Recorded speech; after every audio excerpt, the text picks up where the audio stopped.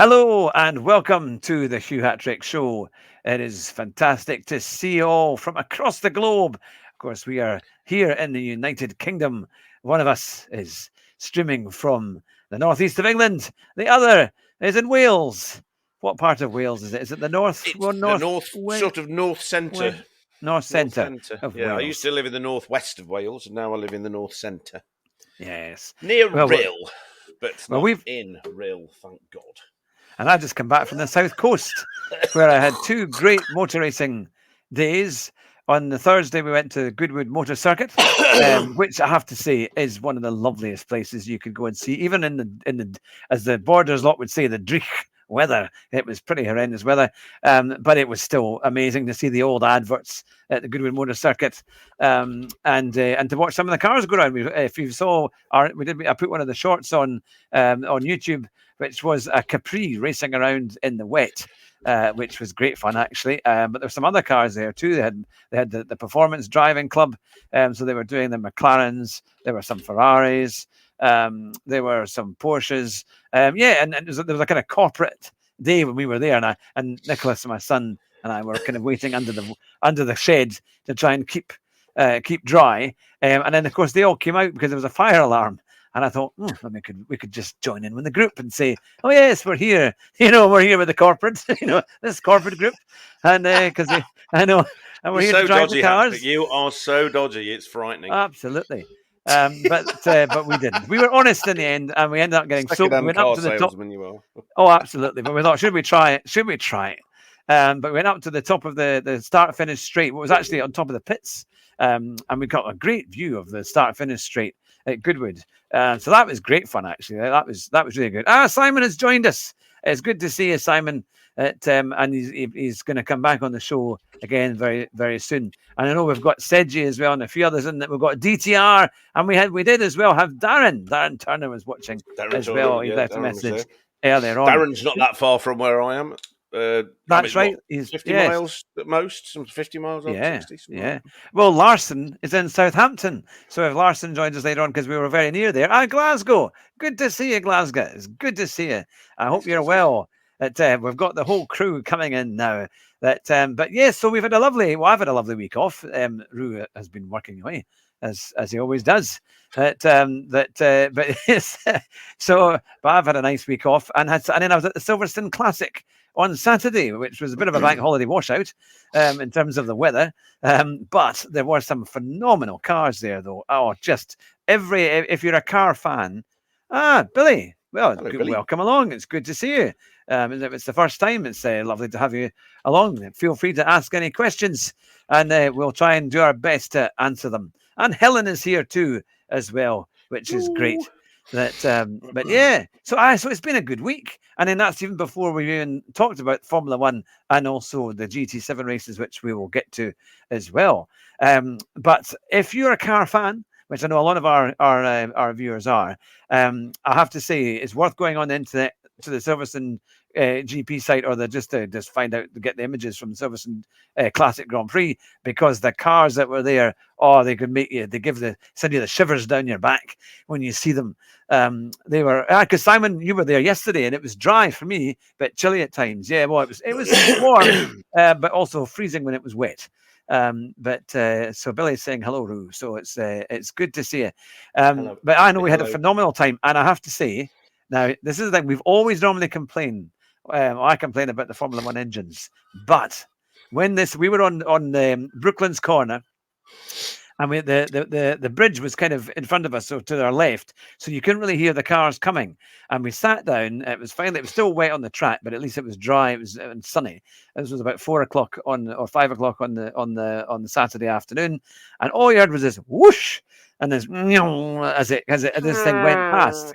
But it was quite loud. To be fair, it was quite loud. So definitely better in real life than on the.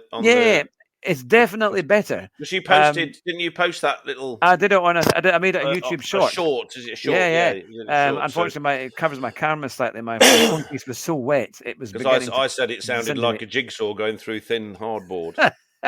To be fair, I would love to go to the Grand Prix. I think actually the Grand Prix would be amazing. because I think the atmosphere. I mean, it was actually surprisingly busy. I mean, it's a Ian's huge asking event. if that's the W12. I guess he means the Mercedes. Yes, it was a Mercedes. Yeah. It was being driven by Esteban Gutierrez or Gutierrez. So yeah, no, and he was absolutely flying. Simon's got loads of YouTube shorts coming out of all the old stuff. Yeah, I wish Simon I'd been able to posts take a load of fantastic little shorts of all sorts of things. Everything from old houses to castles to lots of zoo stuff, of course, because Simon's a zookeeper or was a zookeeper for a long time. So he does lots of shorts. So I'm pretty sure he'll shove a load of there should be some great good stuff up coming on there. But no, it was really good, and we also managed to get into the pit lane, which was underneath one of the main auction centres on the main Silverstone pit area. But it was incredible. We saw the 1950s Ferraris, and they were literally meters away. In fact, we could actually get to it, and it was phenomenal. And the noise and the engine, they were starting up the old Formula One cars from like the late 80s and the 90s. They were something else. V12, yeah, was not ever. It was their first V12, and it wasn't ever so successful. But the sound on those cars is just something else. It was worth it. It was worth it for that. I mean, it was £100 to get in, and I was like, as a Scotsman, I'm thinking, that's quite a lot of money. But at least that did cover Nicholas, so Nicholas got in for free. It was £50 each, wasn't it? Yeah, it was £50 each. And to be fair for that, at first I thought, the weather. I thought, could I even be bothered to carry on with all of that? But no, it was definitely worth it. It was Nick had his super poncho on. He was in a big umbrella. Yeah, and he also did. You're from Scotland. You should be used to it. I'll need to put that on. He drove one of these the young driver things. So he did that. £25 for 15 minutes. Turns coming soon, I think. But but yeah, so he did well on that. So that was good fun, and there was a wide variety of things to do. And they also had tents of all sorts of merchandise that surprisingly was not car related. They had some stuff there, just like clothes and everything else. That I thought, what they're doing in this chat? They're talking about blooming football. Is there football on tonight? Is there? I don't know. The Glasgow and them and Simon started it, of course. Talking about Man U to Glasgow. I don't know. That's all right. But yeah, so no, it's been a really good week, and I have to say I really enjoyed it. I wish the weather had been better. A lot of fun in both of those. Yeah. It just would be nice to get a little bit closer to the action. We were talking just before the stream started that Harry Metcalf did a sort of a review of the auction as well, and showed some really nice cars at Silverstone as well, didn't he? So 6R4s and all this kind of stuff. And they had some Skyline GTR 33s, which is my favourite Skyline. Yeah. That's my favourite Skyline. And I tell you what, they just look so chunky. Yeah. But you know what I found? Chunky. That I'm quite keen to have. So keen to, because I love a sports car, but if you look at a classic car or a classic sports car, they cost tens of thousands and thousands and thousands.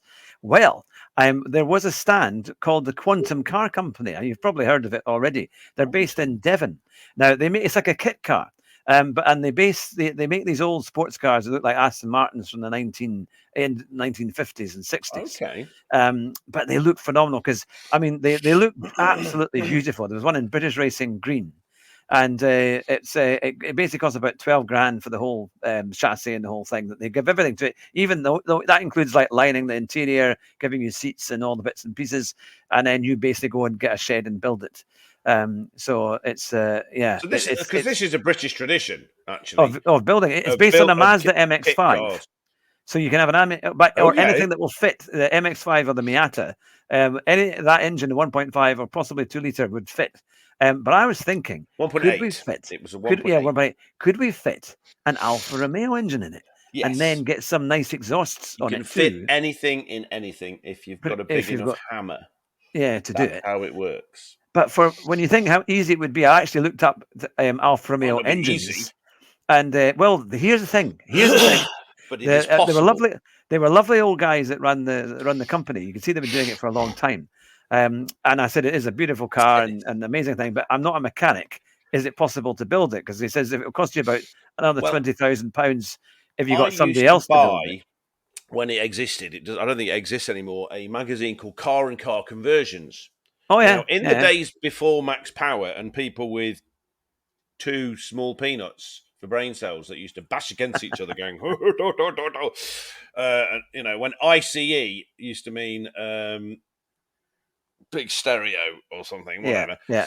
Before that, there was Car and Car Conversions, and it was a magazine, CCC, for. Yeah. They're on tennis now. They for people that wanted to modify their car severely and to take it racing. Oh yeah. So, and they used to have things like Ford Fiestas that had an Astra GTE 2-litre engine put in it, Goodness, souped up to like 190, 200 horsepower, but rear-wheel drive. So they'd taken the engine out and they'd turned it into a rear-wheel drive race car, but it was a Fiesta. So all of these things are possible. You've got to sort of as long as it's. I mean, the bonnet looks quite big, and so it's quite a bit. I'll need to get the picture of the Quantum, because this one had actually sold, but it was British Racing green, and it looked incredible. But I will come to that in a wee second. I think we've got another Scotsman here. But yeah, so it was. Hello, Billy. How you doing? How you doing? Well, you're very welcome, Billy. You're very welcome, because I'm Scottish. Well, half Scottish, half Czech, and also my wife is Scottish. She's full Scottish from Glasgow. So, yes. So no, is that's Glasgow the thing. Actually in Scotland, or is it now its own special place? I always thought Glasgow. The Supergran, wasn't she from Glasgow? I don't know. Oh, yeah, maybe. I know that the two. She acted like she's from Glasgow. Oh, what was the one? Remember the Scottish comedians were that used to do kids television. Were from Glasgow, I think. They used to call thingy after her.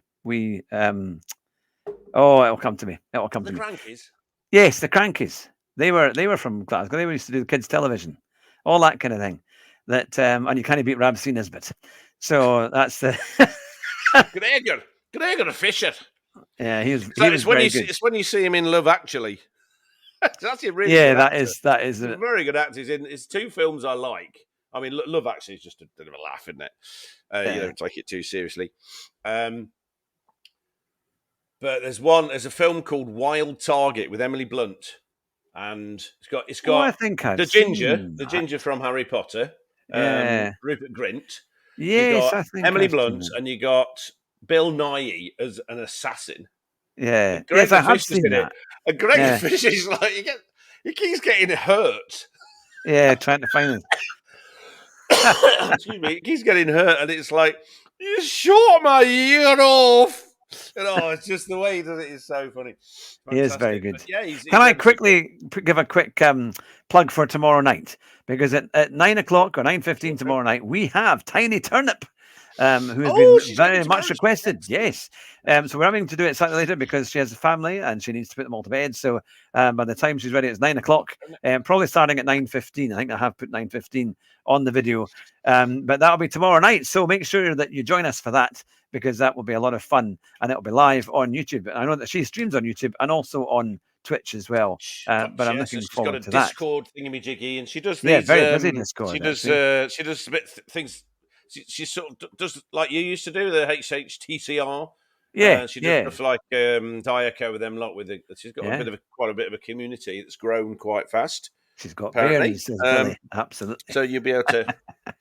That's a good Scottish term. The bairns. Are we allowing the swearing? Are we allowing the swearing?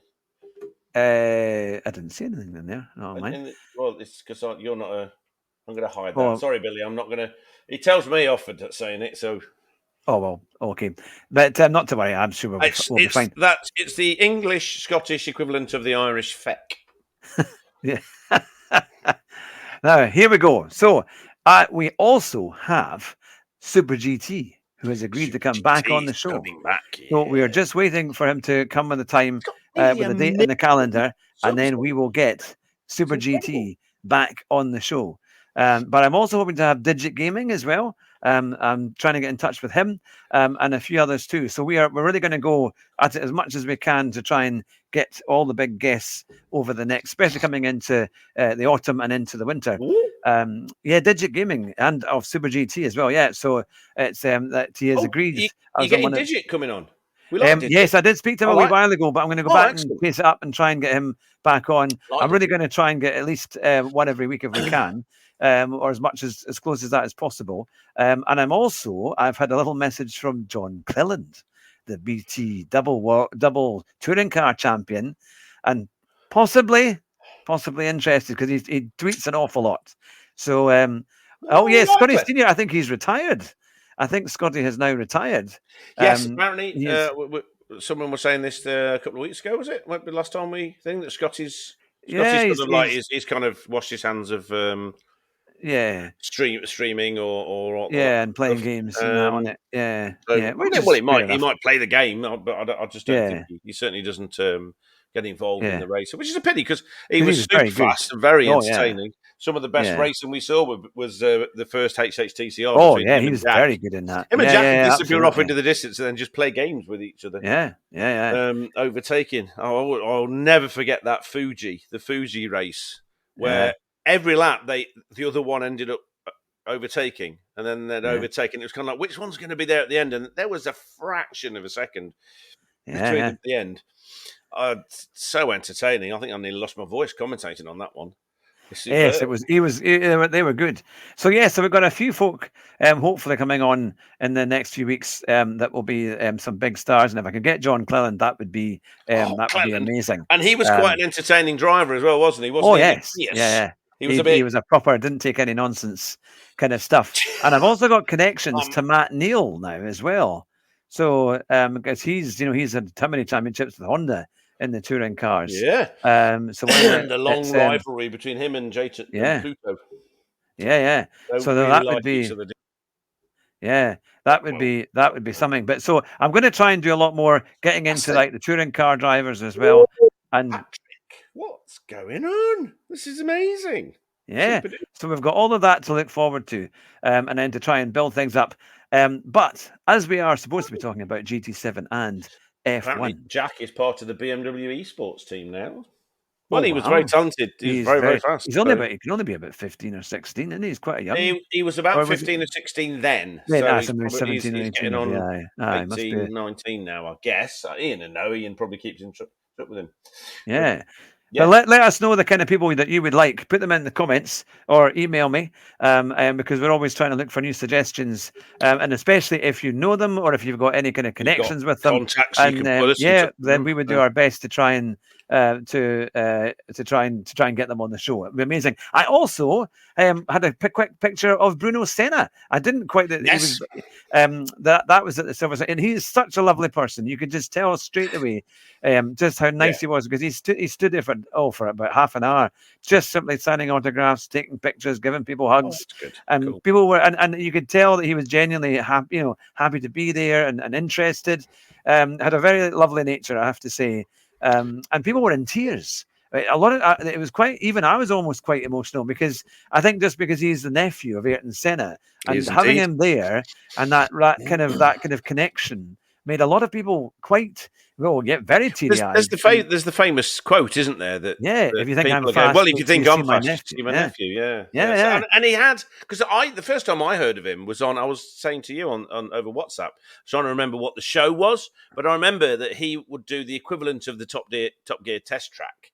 Was him driving whatever car they were using around a multi-story car park, and the show was a Sky show called Vroom Vroom, relatively short-lived. All right, yep. But he also did the Channel 5's classic car show, which only lasted one season, which is unfortunate because I really enjoyed that show. A lot of Channel 5 stuff actually was quite good in terms of its. But they did one season. It's Quentin Wilson and. That's before Jodie he signed Kidd. off to MG. She's 6'2". Yeah. And before he was bought by MG. They were looking at old cars, and driving them around places and doing what I think I saw some of that. Used to do. Yeah. And then they had a car going around a tiny little track, which may have been at Gaydon, where you. Oh went. Yeah. Little track there. I can't remember exactly, but Bruno Senna was driving them as well. And it's ridiculous because there was one lap he did. And it was in the old 190 2.3 16 valve Cosworth. Remember the Evolution? Oh, the Mercedes thing. But it had an automatic gearbox. All right. What? I mean, literally, it's accelerating down. This is meant to be a sort of the homologation special for a touring car, Yeah, a successful touring car, and it's going. It's a 1980s, 1990s automatic. It's like, yeah. Well, the thing is, when we were in the queue, we could have probably got a photograph taken, or we didn't have anything to sign, so we kind of felt a bit of a loose end because everyone had brought stuff up to sign, or they were taking pictures. But and some people just wanted to shake his hand, to be fair. But it was I managed to get a little picture. I'll need to try and see if I can put that up onto YouTube as Ian says he's met Matt Neal at Snetterton this year. Yes, yeah. I saw that. Now that is, that would. He's a decent career guy. was sort of it ended up being fragmented, didn't it? But he's still done very well. He went in Formula E and he's ended up as in other sort of sports car driving. He's done very well, and he was in Formula One for a while, so it's not like he's rubbish or anything like that. He's nice, super duper. It just never seemed to quite work out for him, did it? It was just quite interesting. What was annoying is our usual couch of interviewers. Oh, interviewed hardly asked him anything of any interest and didn't really able to portray anything at all. And I mean, if he had seen that, if the interview had actually seen, and because there were people building Lego, they had this little game when we first approached the stage and saw him. There were kids building Lego Formula One cars. You can now get a Senna Formula One car in Lego. And unfortunately, we were just a few minutes late because my son he would have definitely wanted to have a go if he could have done. And Senna was up there, and he was congratulating them all at the end, and he was very witty with it too. Actually, genuinely funny. But just if the interviewer had actually seen Senna with the crowds, Bruno Senna with the crowds, to notice the emotion of all that was palpable, and that was it. It kind of softened everything else that was going on. Round and about. It's like asking somebody on Sky Sports F1 and Formula One to understand what a camera's for. To show things instead of to look really clever. Because you said it was live. I already knew it was live because it had popped up. So I watched a bit of it, and then they had bits of the races, and the commentator was very good. I think it was the guy that used to do British touring cars. I can never remember his name, but he's an excellent commentator. He was very good. But then they would go to their man doing the interviews. Yeah. And it's like, hello, I'm really interested in what... No. And I thought, get off. And they have far too much of that and not enough of the stuff you want to see. Yeah, it's how do you feel? Paint dry, I'll get some paint. Watch it dry. I don't need to turn the telly on and waste electricity to do that. Yeah. Annoying. No, it was. They were selling them for £69 because he's saying it was £80 normally. But they were selling the Lego for £69 at Silverstone, which actually was quite a good deal. And it was interesting is when Ayrton died, Bruno was pulled out of motorsport and missed a number of years of lower formulas, so his talent was unfulfilled. Because you kind of felt you wanted to see what went wrong. It was like he was seeing, what happened. But he's on one of the videos, one of the early Senna videos, when Senna's sitting there on his little boat, and his little shorts, and his nephew's there as well, which was nice. So they had those were the great videos that they used to do in the early 90s, and they were so much better at interviewing the drivers and just getting the emotion and look at who they had. Look at the kind of people they had doing the interviews, and then a point came where it was no longer Murray Walker or Martin Brundle or someone that knows what they're talking about. I mean, even when you've got sort of a relatively intelligent ex-racing driver or current racing driver that you can tell. I mean, like the Jackie Stewarts of this world, really articulate, but really knows about the racing. They've lived it. And then they started getting generic. Yeah. I mean, that didn't really have people from BBC children's television, for God's sake, or breakfast television, and they shoved them into Formula One or motorsports. And they got rid of the likes of Louise Goodman. And Louise Goodman, she was excellent. She still is. She still works in British touring cars. She does touring cars, yeah. Because she, again, lived it. She worked for Eddie Jordan in the Jordan racing team. Her husband was, I can't remember his blooming name, but he died. He was a technical director for... That's right. Arrow, for one of the ones, yeah. So, she really knew what she was talking about. And in British touring cars, it's a pleasure to watch her go up and shove the microphone in somebody's face because she knows she's not going to go, oh, so how does it feel? Oh, God, if I hear that question one more time, how does it feel that you're sat on a chair? How does it feel when you've got new underpants on? Shut up. No, that is it. That is it. Yeah, so... remember sorry, no, I was just going to say, Penny Mallory, I keep going on about Penny Mallory. Yeah. Penny Mallory, I saw Mike course, Brewer. Mike Brewer was there. He was doing you said Mike Brewer was there. So this is reminding me. And Penny, so you had Penny Mallory. They had an Irish fella that moved to Top Gear to try and save Top Gear. It didn't work. Oh, that was terrible. I remember his name. He had these glasses on. Oh, I know. But they replaced him with Jason Plato. And I just thought it was so funny because Penny Mallory and Plato, they used to pit them against each other in these races. Yeah, that's... Invariably, she'd win. He didn't let her win because he's incredibly competitive. It's because she's a talented rally driver, Yeah. And there's a video on YouTube. This is hilarious to me. There's a video on YouTube of Colin McRae driving one of the new Ford Focus RS rally cars. Okay, yeah. And she's the passenger, and she's interviewing him while he's driving along quite fast. On these gravel roads, talking about it. And she's asking brilliant questions and very insightful questions, talking about the car, talking about how the development of the car, all this kind of stuff. And then you go down, there's like 200 comments. And there's a bunch of people, quite a lot of Americans going, that reporter's really good. She seems to know what she's talking about. You must have scared her sitting in his car. And it's like, fortunately, there was a few people that knew what they were talking about. And they went, no, because it's not his car, it's her car, because she was his teammate in the Ford rally team. And he wasn't driving his car, he was driving her car. So no, she wasn't scared sitting next to her friend and idol and teammate. So that's actually, it would be great to get Penny Mallory on the show. I just wonder. She's got a website. She does motivational speaking now. All right. Oh well, that'll probably cost about £1,000 for 20 minutes. Absolutely. On there, so we'll have to. I'd rather have Penny Mallory than Louise Aitken Walker because I always fancied Penny Mallory a lot more, and she's still pretty. You never know; she might do it for free. But that's the thing. Now, I was looking at one of the comments here. That DTR Ian says I've got the road going version of the Lego Senna. And Bruno Senna has won 4 WC races. Actually, just as we were leaving, the WC race was on, and they were good cars. Actually, they were quick, and they sounded nice. They were. It was a really exciting race. Actually, watching that, I just wish that they didn't have as many TV screens as they do at Formula One. So you couldn't always see everything. You're kind of limited to how much you could see.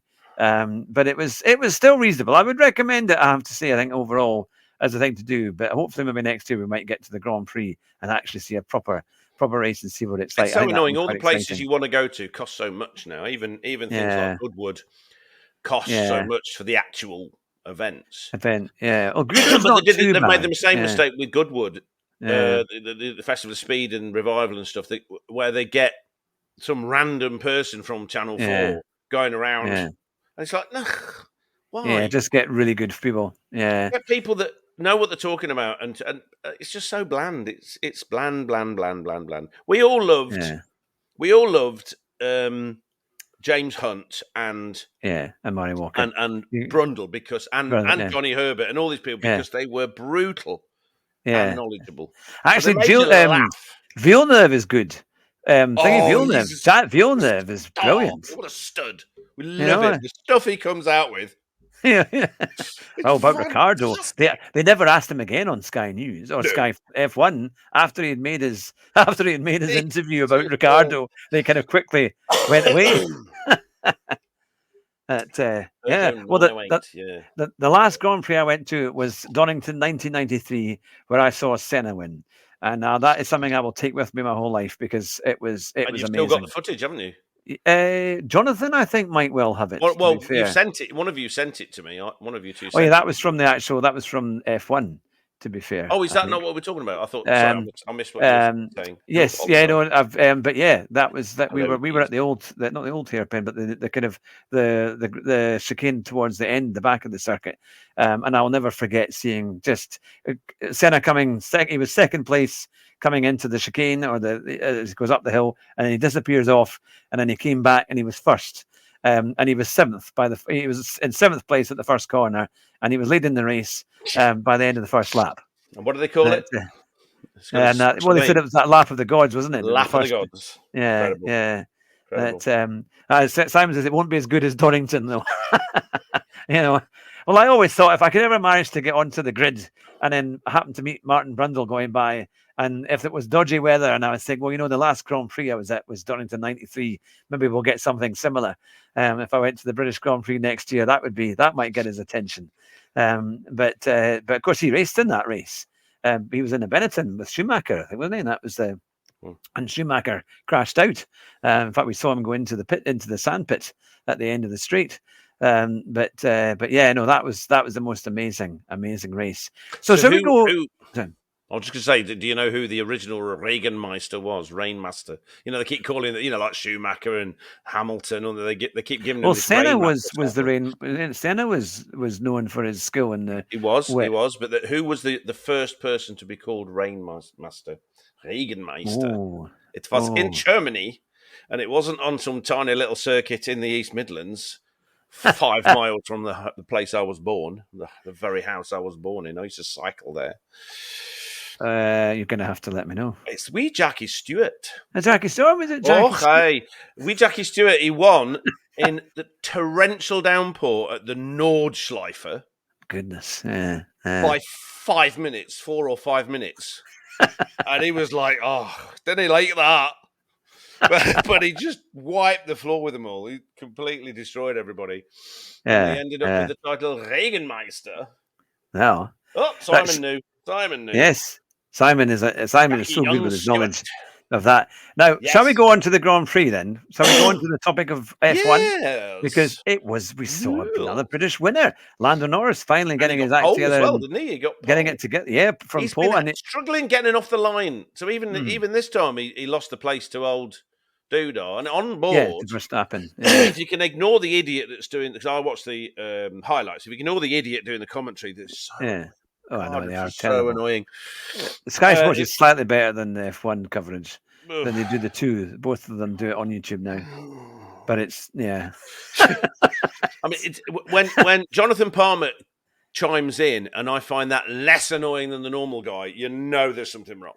Yeah.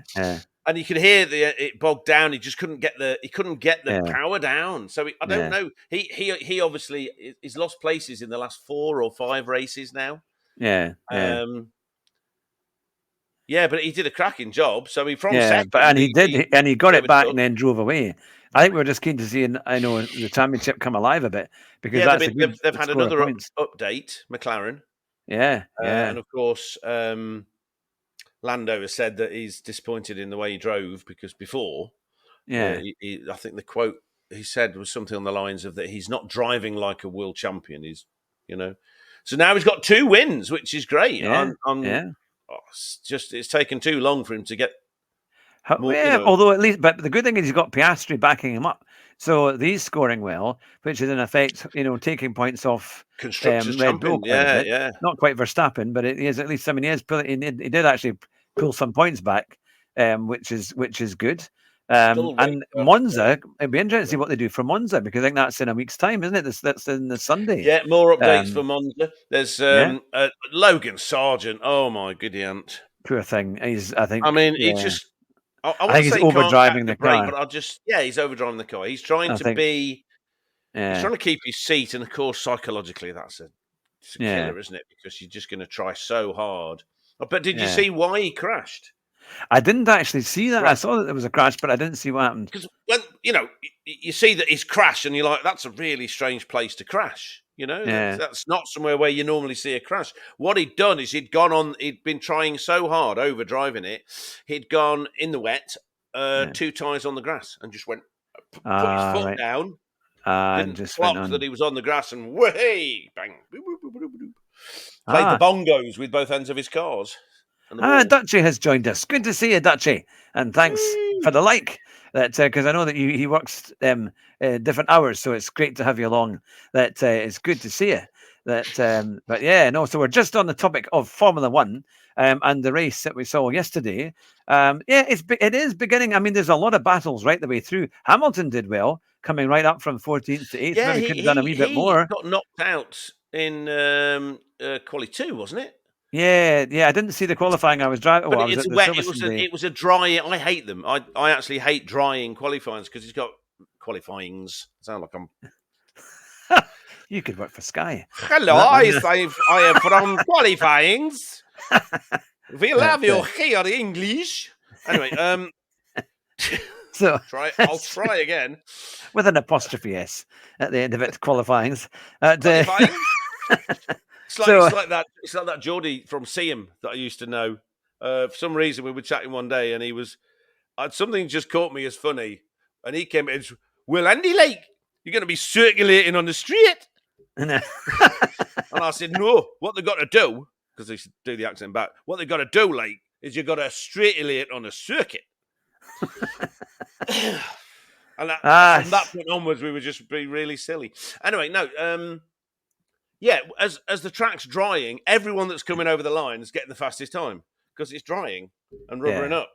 And it's got nothing to do with whether, I mean, it's almost, you'd have to be in a really bad car for it to not get the fastest time. So it's that thing about getting the exact right time, which they used to do. If you remember back in the, it was the Senna thing and the Schumacher thing where they would time being the last car over the line because it's got the most rubber and the track's in the best condition, the track would come to you. But in the wet, of course, it's like ridiculous. No, it's quite a thing. Like from Carlisle. Says somebody from Norfolk. I can do a Norfolk accent. I'll figure out how to do it. Ready? Tweet, tweet, tweet. Tweet, tweet, tweet, tweet. Tweet, tweet, tweet. See, Canaries, get it? I'll do the canary thing. So yes, but it was a good race, and it was great to see Hamilton coming through the field. Alonso did some good moves, and quite a few of them were really going at it, which was good. Even Stroll overtook a few people, but then I think went further back later on, and all that kind of stuff. And Leclerc did well coming through the field. He managed to hang on to Piastri a good bit of that way, and he had fresher tyres, was right up his bum. Yeah, and I expect it's better than that. I can't do a Norfolk accent. I have no idea what a Norfolk accent sounds like. We've had this conversation a few years ago, me and Simon, what a Norfolk accent is, and it's kind of like, I just keep thinking it sounds like West Country, but I'll get thrown at. I'll have stereo things thrown at me from two Norfolk people, Ian and Simon. But no, it was a good race, and it was nice to see a bit more competition. And interesting how Verstappen really struggled with the tires, and yet he still came second. This is why. I mean, and where was Perez? That way. Yeah, no, you just wonder. But it's as you say, at least Piastri was like up there getting points, taking points off of them. So, but Max got the best points he could have got. With the equipment that's been given on the day, and this is why the next circuits are going to be interesting. 9 races, but they need really McLaren 1-2s and a bit more, and maybe even Hamilton. Was it 2009 season? When Braun GP took off at the start for the first half of the season. Yeah, because it was half a second a lap. Easily half a second lap faster than the McLaren at the beginning of the season. And now it's half a second slower. It's even with certainly it's a few tenths away, isn't it? They've made good on McLaren for coming up from nowhere to beating Mercedes, beating all these other car companies, and then it's something. And GTR just said Ferrari need a Monza win. I have to say on Leclerc's performance. I wonder if they're trying to build up. Which one? There's another Kimpi. There's a Kimi Antonelli or something. Yeah, Antonelli. Yeah. It could well be a Kimi announcement. But it might be that he takes Hamilton's place in Mercedes. They might want to keep him there. So. Yeah, or when Hamilton decides, actually, I might not go, but it's going to be interesting next year. What is this? I know if you're a massive Ferrari fan, then I'm speaking blasphemy. I mean, I know that, but I've never had the Ferrari illness. I've never had that. Alfa Romeo, I've had that, and I still do. But I've never had. They're fine, and there's some really nice looking cars and all this kind of stuff. But I've never thought they were that good. Yeah, but the 1950s stuff that we saw on Saturday were exceptional. That stuff was beautiful. But then so the Alfa Romeo, they would be the 159 and the 158 and the Maserati 250F, which when they had, I don't think it's there anymore. Simon will know this. I don't think Donington Park used to have the F1 museum there, the motorsport museum there, and I went there just after my mum died. My mate Ozzy and me went there and had a look around. It was so cold. It was really cold in that building, but they had some cracking cars. And I stood in front of two signed Maserati 250Fs in that particular red. One of them was Fangio's and the other one was Sterling Moss's. And it's like, I was dribbling. I know that is so pretty. So, but they were all gorgeous like that. Apart from the Lancia Ferrari, which looked dumb. The other one with the big fuel tanks on the side. No, they didn't. They weren't the same. But we've got the Real Mystic who has joined us as well. So it's good to see you. Welcome along to the channel. Good to see you. Yes, we've got lots of new people in today, which is fantastic. That maybe it's part of the people now. You've got we've got about 8 or 9. According to the things. So and it's just out on YouTube Live. But yes, and of course, just again to plug in, we've got Tiny Turnip tomorrow night at 9:15, and we will have Super GT hopefully over the next few weeks. We'll get a date in the diary because he has said he will come back onto the show.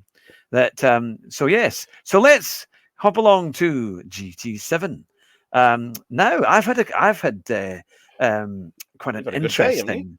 The day, yes, I was up wide awake this morning at 7:30, and even though I'm still on holiday, I thought, right, I'll get to the races. I thought, why don't I start the new races? And I was quite amazed to see the race A being a GT3 race at Red Bull Ring. Then there's GT4 at Grand Valley for race B, and then it's Group 2 at Suzuka for race C. And I thought, right, let's have a go. And I did a reasonable qualifying time, which ended up doing a 1 minute 28.8, which at the time was only a 10th off Tisney's time. But then he went half a second faster. But I beat Arkis. For once, I was ahead of Arkis for a little bit. So, and he very kindly put me in his video because I had the most disastrous race where it was just like Skittles. But I was actually the one throwing the ball at the Skittles. This is A plus A's and S's. This is the top people, yeah? Yeah, well, I mean, I'm barely an A. I'm just on A, and now I'm an AB. Still, I mean, because the driving standard should be a little bit better. You'd hope. Yeah. Well, Simon Arkis was so kind because he said, "Oh, Hugh is normally very competitive, so it couldn't possibly have been his fault." But actually, it was definitely my fault. I hadn't raced for a while, and I just didn't realize we were braking, and I was just not prepared, and I bumped into people left, right, and centre. I got 7.5 seconds worth of penalties, which when you get that number of penalties, you know it's your own fault. You can't cover that with other people, really. I'm afraid it was my fault. But I did try and wait for someone, ended up being 10th. Takes responsibility, actually, in this day and age. That it was my fault. It was unfortunate. But it has made me think, though, that, when I did my video about how much I hated the new physics on Gran Turismo and I couldn't drive it and I couldn't do anything, that part of that problem was my wheel wasn't properly plugged in. And that's why the power was... So that's why it wasn't doing... Isn't that going in our compilation of greatest quotes? Yeah, so it wasn't actually plugged in. Well, it was half plugged in, but it did explain why things were about half a second. Your wheel wasn't plugged in, Hatrick. every time I turned and accelerated and braked, there was about a half a second delay of it responding. I still think it's not quite 100%, but I keep checking it. But I'm getting a bit quicker. I'm beginning to find a little bit of speed, and so I'm changing my mind. So you heard it here first. My miraculous moment of GT7. It's not terrible. It's not. It's I'm beginning to see how it works. It just goes to show that you have the ability to adapt. That's good. But I think definitely you can't steer and brake. You can't. No. You've got to be, and you've got to be on. It's all about the exits and and making the most in the slow corners. It's almost like, and everybody knows how rubbish I am, but it's almost like someone in Phony Pony has read a physics book or driven a car for a change. Yeah. Like if you have too many forces on a wheels, they don't like it. So, I want to be able to brake and steer and accelerate all at the same time. No, can't. That's called not physics. Yeah, and that's what gets you. Yeah, and cars still do react a bit. And I know that Tisney on his video today was saying that the dirty air is a big problem. And Hey 7 Leopard doesn't change its spots, But although I have to say that video I did quite well, to be fair. Darren has joined us. Good to see you, Darren. I know you were in earlier, but good to see you. I hope you're well. Welcome to our mad rant about GT7. We've covered a lot of Formula 1 and the Silverstone Classic, and now we're on to GT7. So I'm beginning to get it a little bit certainly on some of the combinations. And I'm going to do a video hopefully later this week on my thoughts and also why things have changed, and trying to use some of the clips that I'm going to edit to actually show how it actually works and how I think people can go a bit quicker if they're struggling with the current GT7 physics. All right, now the Real Mystic says, are you on about GT7 daily races? Because they're rubbish, to be honest. I don't like the daily races on the sport mode. Yeah, I can understand. I mean, I tend to do the time trial on them, but I haven't done as many races recently, and I sometimes used to stream them. But they have a lot of criticism, don't they? Yeah, but a lot of them are just very the same, aren't they? I never knew that there was meant to be a logic behind the races. Like there's meant to be the A's meant to be something. You keep talking about it, but I've never worked out what it was, and I'm glad really, because they seem to have just lost all ability to have that logic, if there ever was one. Yeah. What is it? Is it A's meant to be like a road car, B's meant to be like a GT car, and C's meant to be, I don't know. But now they've just gone mainly Group 3 and Group 4. Every week, that's what you always have. And then you tend to have a road car for race A, but not always, but that's the thing. So it's quite an interesting change that they've done today by having a Group 3 at the Red Bull Ring for race A, which actually is okay. Darren says rinse and repeat. They just they'll leave it up a month, and then they'll do the same one, but maybe instead of having comfort softs, they'll have comfort hards. Same car. I know, it's kind of. Although at least on the Group 2, you've got racing softs, and they're using the Group 2 car at Suzuka, which is actually quite a good circuit. And on that one, I definitely want to find it, because I was kind of mystified as to how people could find the kind of time that they do. Like there's Tisney doing a 47.2 or a 47.7, I think it was, on his best lap. And I ended up doing a 49.1. So about 1.4 seconds away. But I began to find, and it was going through the S's at Suzuka, of a way to get a lot more speed going up the hill, the kind of as you kind of go up towards the, what do they call it? The two right-handers. So that was a breakthrough for me. No, Suzuka. On the Group C, the race C. Degnas, before you come to the Degnas, that long left-hander you come up the hill, there's a way now of coming into that I've found that you can accelerate much earlier, and then the Group 2 has a lot of grip, and that allows you to be able to carry on up the hill without, because my fear is you go wide onto the grass and then that's you off completely. But it was actually, there's a way of doing that now, which I've found, which I'm going to try and put in the video at the Degnas. Thank you, and welcome, CBO Swim Racing. Welcome to the channel. It's good to see you. I hope you're enjoying the comment. And if you're new here today, as we've got quite a lot of new people in, please hit that like button. And if you like the content and you don't want to miss any more, as we have some big interviews coming along, hit the subscribe button as well. That would be amazing. So that is where I found, I reckon, about a second's worth of time just going up that hill. So I'm going to do a video on that. Because I just think, where are they getting this speed? How are they managing to carry it through and be so far ahead and so far away? That question. How Well, do the thing people? Because it's a Simon game. cracked me up. Remember last time, and he was like, "Well, I got to beat Roo," and he did this 136. And I'm like, so I went on there, and I got quicker. But I'm nowhere near him. And he's like, "Well, I don't." And he, just before he said that, he said, "I've not been on it for months," and you just want to. He wants to rub it in. Rub it into you. Shut your face. That's all right. Now, the real message is, if you ever find a clean race, please tell me. Yes, because race A was, it was the first one. I haven't tried race B. I've tried, right? I thought, I'll give it another go. So I thought, right, what I'll do, I won't set a time. I'll make sure I start at the back. I'll let them go, and then I'll see if I can catch them up. And I still managed to have some idiot behind me because they've crashed into it. And then they take me off going past when I'm just going to let them go. But they still managed to take me off. Yeah, they don't. I don't think they have any peripheral vision, because, like, you're alongside them and in front. And I had that today, and someone bumped into me at the first corner, and I was already in front of them, and they still came round and just bumped you off. So it was. They're using you as the equivalent of wall riding, aren't they? Yeah, and that is annoying. But no, it is quite a thing. That's why I want guns. Okay, guns. You'll get that on Grand Theft Auto 6 next year when it comes out. I bought Grand Theft Auto 1, 2, and 3 as a sort of a cheap package. Tried to play them, and I thought, I hate this. I love them. I love Grand Theft Auto 3 was great. I just couldn't work out what the hell to do. But, and that will come next year. I like Saints Row. Saints Row's funny. But I still have no idea what I'm doing next. It's like, what do I do now?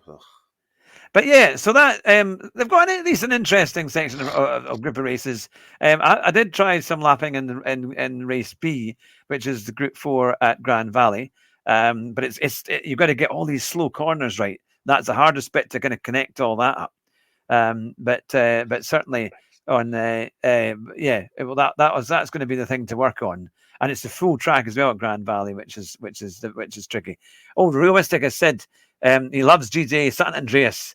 Yeah, I think GTA 3, or it could be GTA 4. Yeah, I just love the ones with the fact that you could break windows and break stuff around. You're going to say break wind then? Yeah.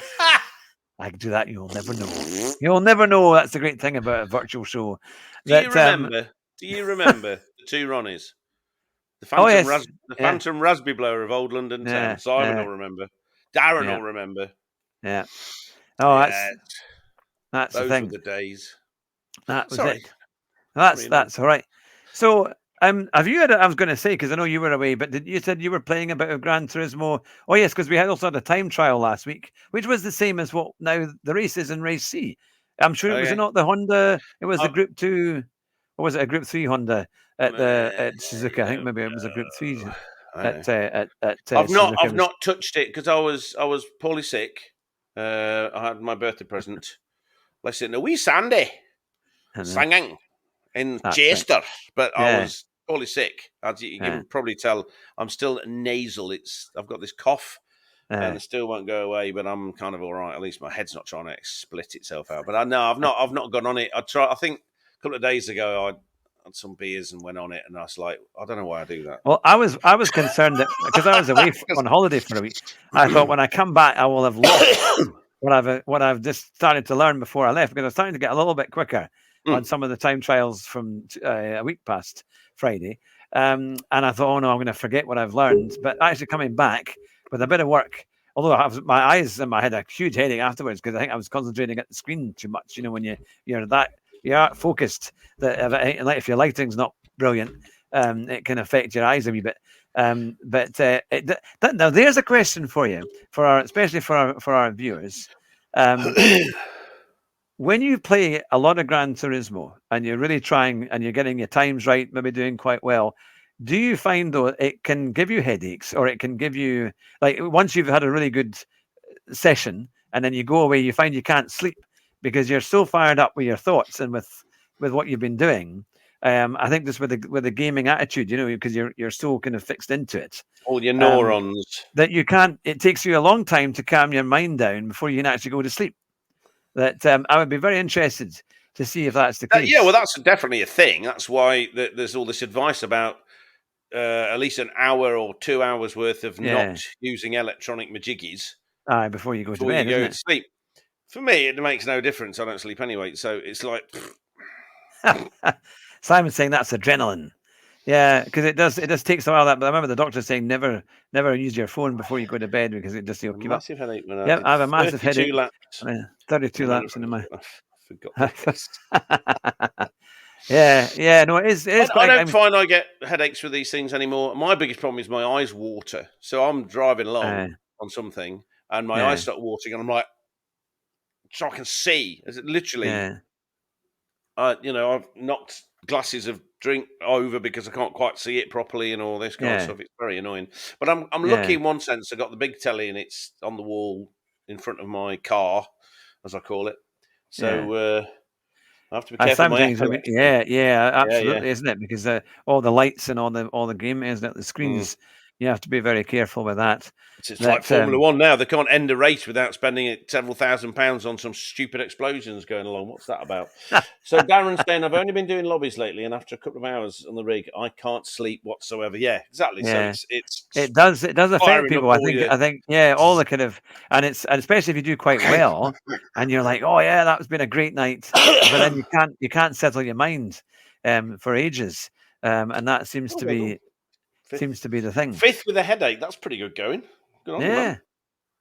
But so my key thing is going to be this week is trying to race, maybe probably doing more races and not having a game of Skittles. Darren's bringing up 4 candles. The only one that is because I was bought it years ago. I used to have all of the scripts. There's like a big book you can buy of all of Ronnie Barker's scripts, you see. Oh, yeah. Because he wrote them all. Yeah. And in an interview, he was saying that, they asked, did you get people writing in with ideas? He goes, all the time. He says, the problem is they were all crap. He said, but there was one that I used. Only one. And it was the 4 candles. Yeah. 4 candle sketch was actually someone wrote in saying they went into a hardware shop and heard someone asking for 4 candles, and the shop assistant getting it all wrong and bringing the wrong thing, and he just thought it was funny and wrote it in, and that's how that came about. Yeah, no, they were good. They were good. Yeah. So we've got Wonder to look forward to, and when I was using the wheels as well as the Logitech 920. Yes. Yeah, no, it's interesting because I used the G29 as my first wheel. And I thought, actually, that was quite a good endurance wheel. But that lasted me 7 years, near enough. And I only got the 923 earlier this year. And I don't think it's anywhere near as good. You've had nothing but trouble with it, haven't you? Yeah, I just don't think it's a good design. And also the clips that hold it on, when you screw it in, they come off. Now, that's partly maybe to do with the design of this rig. But I don't think they just don't tighten close enough. So do you not you try and put them in. No, they're screwing. I've just put them down again, and it keeps coming back. Yeah, but underneath there'll be bolt holes. Not for this bit. I don't think so. 29 has. All right, maybe it does. I haven't. I'll have to have a technical look at that. 2, I think they're M8 or M6. Right. See, yeah. You just bolt them on, and then you got the clip things as well. You can add it for a bit of extra security, but it's the bolts really holding them on. Same with your pedals. The pedals have bolt holes underneath. Yeah, well, I've done that with the pedals, and that's worked. You should be able to do that with the wheel as well. It's much more secure that way. Yeah. Otherwise, you end up doing what I used to do when it was on this desk before you got me the rig. And it'd be, point. It just comes straight off. Not good. Not what you need always when you're trying. A good way of having an excuse as to why you're rubbish. Whereas now I ain't got that excuse. I'm just rubbish. No. Well, on that note, welcome to my world. See, this is another thing with Tiny Turnip, because she keeps saying, and I've watched a couple of 3 of her streams, and she's saying about this. She's not fast. She's not fast at all. And she was doing these times on the circuit, and I'm like, oh, I'll have a go on that circuit in that car. And yeah, she's a lot faster than me, so she can shut up as well. We're going to have Tiny Turnip on, of course, tomorrow night. You can ask her what her definition of not fast is tomorrow. Yeah. Make sure to ask her, because we love, me and Hugh, we really love the fantastic quality interviewers that are out there now, getting paid a huge amount of money. How did you? So, Tony Turnip, how do you feel about your channel? Yeah, you got to ask that at least once. Don't know. We never asked the "How do you feel?" question. Will never talk to us again. No, it'll that's be not like, allowed. oh not God, allowed. idiots. No, that's the thing. Well, thank you to everybody who's been watching tonight and contributing and commenting. It's been fantastic to have you alongside. Oh, I wonder where German Kiwi was. Of course, it's morning time. It's real missing saying when he first joined her on the TTT. Said, I'm slow, and then he came fourth. Yeah. German Kiwi, finally. Where you been? Yes.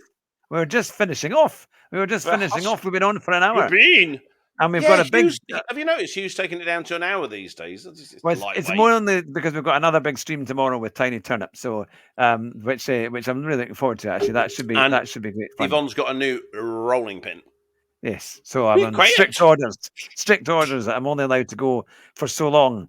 But I hope you're feeling well, German Kiwi. It's good to have you alongside. I noticed that I didn't see your times this morning. Although to be fair, I was doing it very earlier. Good morning, Gebs. This morning for the races when I was doing the times. Gebs, Gebs is kind of like a New Zealand German word for something. Yeah. I know he changes against. I'm just being silly. That's the thing. But I really appreciate everybody watching and also listening on the podcast. We've hit over 10,000 downloads, by the way, on our podcast. 10,200 on our podcast on Podbean. So if you like to listen to that or support it, or even we've not got that many followers on Podbean. So if you wanted to follow us on Podbean, that would be super. It's growing well, and we're getting some good numbers on there, and we've got a lot more to do as well. But we will be having Tiny Turnip tomorrow at 9:15 UK time, and then we will hopefully have Super GT very soon as well. But thank you to all of you for watching and listening and contributing. You're watching the Hugh Hatrick Show with me, and of course, Roo. Who? And you want to finish with our famous line, Roo? Is it going to involve a Capri in the wet? You're not even mentioned the Capri in the wet. No, I didn't go for a wet spin in the Capri. That was from our short. That was just fantastic. I will get to the tagline in a second, but that was fantastic. At Goodwood, watching a very nice sounding Capri, proper classic in Capri. The wet, and they were not known for liking. Well, the wheels at the front were like this. The camber were all like, they were totally, the toe angle was something else. Well, it's like there's a guy I follow, and Serality's here as well. Hiya, Paul. They've all come in at the end. You're all coming in at the end, yeah. There's a guy I follow because it's just fun to watch him. A guy called Frank Kelly Racing, and he's a rally driver from Ulster. He's a Northern Irish rally driver. His daughter's his co-driver, and he's got a beautiful Mark II Escort with this 2.5 litre highly modified engine. Yeah. Normally aspirated. A new version of that, by the way. There's a new resto mod come out with the Mark II. Yeah. Well, this is 350 horsepower from this 2.5 litre. It's pretty special. Frank Kelly played for the Jackie did indeed. Right. Yes. 2.8 Capri in this when the snow came down. That's My a goodness. Southern Irish person. He says, I love his accent. He says Kiar. He took the Kiar. Anyway, he's a complete nutter. And it's just this engine's just like good proper 1970s screaming, but it's a modern engine. Oh my goodness, it sounds amazing. But exactly the same thing. The camber, on those tires, negative camber on the front, because they're not having to sort of Tiny Turnip, it's here. Tiny Turnip, yes, it's good to see you. And we're looking forward. We've just been plugging our show with you tomorrow, but so it's great to see you, and we appreciate you plugging it to your community as well. It's very kind. So we're just rounding everything up and finishing up. But Tiny Turnip, just here. I need to ask, Mystic, what is a Nissan Hello Tiny? Is that some kind of special? My dream car is a Nissan, and then it's Hello Tiny. I know, that's what it means. That's what it means. You're going to learn to read the comments, Roo. There's no punctuation. Listen, my dream car is Nissan Hello Tiny. Just like You know what the Japanese are R32. like? They call cars things like Cedric.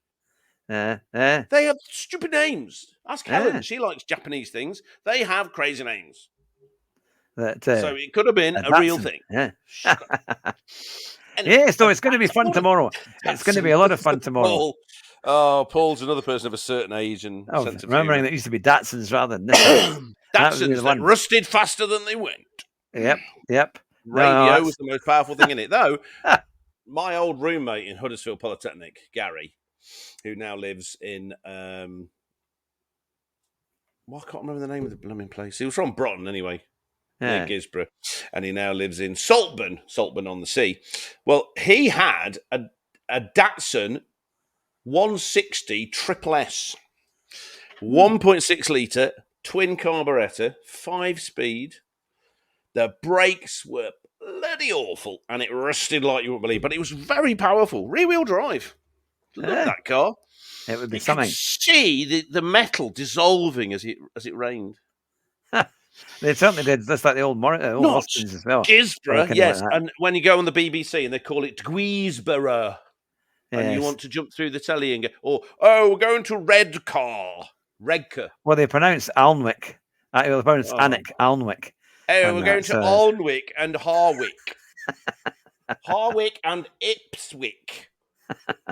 Well, on that note, we will end the show. But look, thank you to everyone who's been watching today. And of course, remember, we've got our big interview with Tiny Turnip tomorrow at 9:15. So looking forward to that. And always Alpha Suds, of course. Arkies, they all come at the end.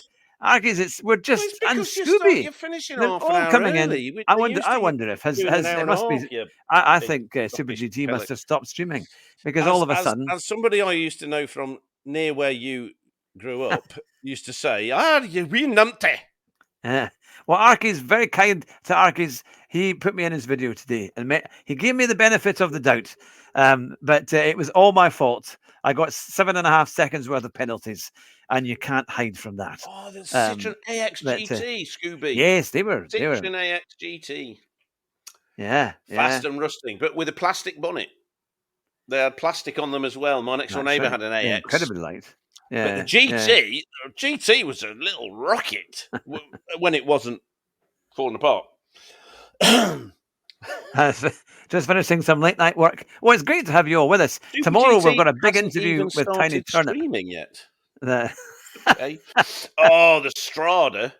I saw a Strada at the Silverstone Classic. It was a Strada 180 or something, or a special one that they had. There were lots of great Fiats and Alphas. Terrific engines. Yeah. I mean, those engines, even the old 2-litre twin cam Fiat engines, were just stonking. 130 horsepower from a carburetor-fed 2-litre in the 70s and early 80s. Come on. Yeah. My father had a Fiat 107, but it wasn't a great one. But it looked very similar. And in fact, that's what I thought it was at the start. But then it was actually a Fiat Strada when I looked at the back. But no, there were some great cars at the Silverstone Classic, which if you've missed, where it's at the start of our stream tonight, which we've had some. It was a great event and well worth it. Now, Arkies is saying he only saw the 5-second penalty, but he still has the replay.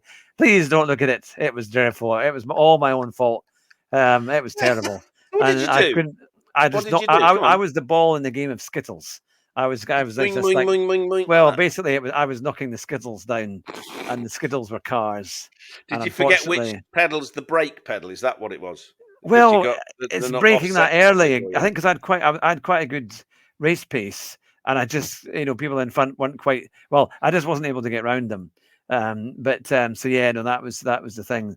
So that was. Ark is saying about the great engines in those old Fiats, like I was just saying, and then Fiat went international, gave the terrible the bodies to the Russians and the Poles, and didn't give them the good engines.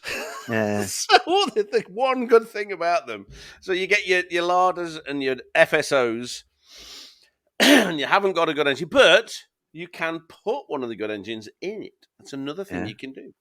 Yeah. I'm going to get that car, by the way. 2-litre twin cam engine. I would have that. The Quantum you want a classic Quantum car, and put an Alfa Romeo engine in it, and I'm much and you get a then Quantum. Do you know what I that'll want? be. I think it's called. I always get this wrong. Clarkson showed it. A Weissman. And what was that? What was it trying to be? Right. What he did, he did one where he was showing open-topped Yeah. 2-seater roadsters, sports cars. He Yeah. had TVR or Chimera or something like that, and then he had a Weissman. And what the Weissman is you get the old 3.2 litre straight six M3, the E30. Is it the E36, the one I like on Gran Turismo? Yeah. 343 brake horsepower. Take the engine and drivetrain out of it, and you put a really nice 2-seater open-top body on it. Yeah. Really trick coil-over suspension. Yeah. And that's what you got. Well, I'm gonna avenge. That is now that's my inspiration. I always wanted a Land Rover with the new Defender, but I couldn't afford 60 grand on a Defender. But maybe eventually we might get 10 grand on a Quantum chassis and an old Alfa Romeo engine, and you and I and Jonathan can try and build it, because that was the thing. James Rupert. Yeah. Well, the thing is, they actually the guys that run the company said that their 14-year-old niece was able to build one for them. So they gave her all the bits, and she was only 14, and she built the whole thing. In the 90s, I had this idea that I wanted to build a kit car. Now, I pretty much knew that I didn't have any money to do it, but I rang up all the people, and I chose as my favourite kit car company a company from Nottingham called Gardner Douglas. Somebody might have heard of them. And they used to do AC Cobra replicas. Oh, yeah. And they would, various types, different donor bits, you could have. They tended to go for a Jag rear axle, that kind of stuff. But they got it handling very nicely. They had their own racing series and all this kind of stuff. Now there are people like Dax. Dax do. I've heard of them. Yeah, I used to like the Dax Rush, because the Dax Rush is a Caterham equivalent, but you can get a long wheelbase one. You could also get a 4-wheel drive one with a Cosy engine in the front. That was quite quick. That actually had the world record for 0 to 100 and back to 0 again. With the 330 horsepower version, which weighed like 600 kilos. I had 4-wheel drive. It was insane. But anyway, but the thing about Gardner Douglas is that they had a birdcage ladder, birdcage chassis, space frame chassis, and kit car. Knight Industries 2000. Yes. I'm sorry, Michael, but you're boring me with your hair dye now. Now, the Gardner Douglas, you could put like crappy engines in, or you could get one of their tuned 500 horsepower, 5.7 litre V8s. So it sounded like a proper AC Cobra, as well as looks like one. Yeah. Oh, they were gorgeous. And you could, I think back in those days, you could get the kit for 12 grand and you provided the engine and the... Yeah. And well, I think you said if you can do it yourself, you'll save a fortune on the hours, because of the kit costing 12 grand. But if you want somebody else to build it for you, it'll end up being about 30 grand, because it must be a good few weeks worth of work to get it all sorted out. Plus, you need someone with all the required tools. But yeah. Oh, yeah, we were on the Wellington Street. Yes, when we took that. Wellington's, because it was raining. No, actually, I was in my trainers and they were soaked through. So it was. They just began to dry out and warm up. How long did you live in Scotland again? When you've got warm water in your feet and you're carrying that for about and then I had a 6-hour drive back from Silverstone back up to the northeast. So it's that was fun. That. As Ark is saying about the old overhead valve, huge I saw the iron block V8s with 150 horsepower, and they weighed about 10 tons. These are the days. General Motors then bought Lotus. Yeah. So they owned Lotus. Then Lotus built them a little engine. I believe they call it the LT5 engine. At the time, it was an all-alloy 5.7 litre 32 valve V8. Whereas the normal ones were doing like 200, 250 horsepower maximum. This suddenly went to 377 brake horsepower straight out the box. Yeah. Now it does more like 600, 700, but you know what I mean? Not bad. Not bad for a little bunch of canaries in some fens. That was the thing. I was going to say right opposite the Chevy Nova that we saw, and it was great because it reminded me of Oh, the one that was just relaunched recently. Beverly Hills Cop, with thingy in it. He always drove a Chevy Nova, and is an old Eddie knackered Murphy. out. Eddie Was that a Murphy had a Chevy Chevy Nova, was Nova in the Beverly Hills Cop, and there was one Okay. there, a really clean one actually, but it's huge. These gigantic yeah. things, and it was right opposite the Fiat Club, where they had the Fiat 107, well, the Stratas, and they were tiny wee things, and little Fiat 500s, the early ones, right next to it. And they also did a Fiat 500 bread Sorry, van, Simon. like the Mini. But yeah, so no, that was the thing. But it was interesting to see the size, of course, the speed and handling would have been polar opposites as well. But Chevy Nova reminds me of the car chase in the 7-Ups, crazy car. Yeah, no, that's it, isn't it? But no, the American cars look so massive compared to the European stuff. They are. And now they just look. It's like Well, the every funny now and thing again you was, see one. There was one in Deganwy on the way to Llandudno about 10 years ago, and it's parked on the main road, going along the estuary. And it's like 2 foot sticking out 2 foot from all the British cars parked. Just Well, I tell you, let me tell you, we insulted one person because we were walking along the road in Littlehampton, and I was going. There were all these cars parked, and we saw what we knew was the worst car, or certainly one of the worst cars in the world, which of course is it's a Chrysler PT Cruiser. And this one was even worse because they tried to do bits to it, like they put a fake exhaust on it. They'd put a the tiny PT little. Cruisers are hideous. Yeah. Well, he'd put it was kind of bronze orange, and then also they had put a tiny little steering wheel on it, and then big exhausts, and they'd added stickers and things. And I obviously just having a laugh with the car. And I said to Nicholas, look, there's a PT Cruiser. He says that's going to be in the top 5 worst cars ever made, ever on sale. Yeah. And it's terrible when it was new, and it's terrible now.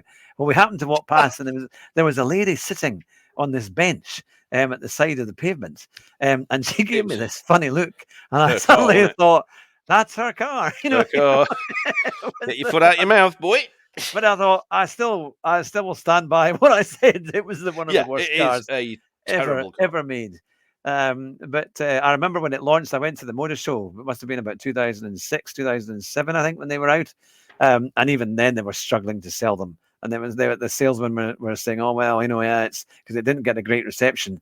But even a top Chrysler manager could struggle to try and promote a PT Cruiser, and even worse, the PT Cruiser convertible. Although that was a very popular car in Glasgow. To be fair, they were very popular in Glasgow. I don't know. Is it easier to sell drugs from? I don't know. They could put the dogs in the back and have the roof open, and they could just jump in. But it was even worse. At least when you got cars like the Chrysler 300C. Yeah, we saw one of them, a really rough one. Was a terrible car. At least they look good. Yeah, the big engine ones were better. They wanted $3,500 for one that looked like a barn find. It was scraped and dented, and I think it had the big engine in it, and that's why they wanted it.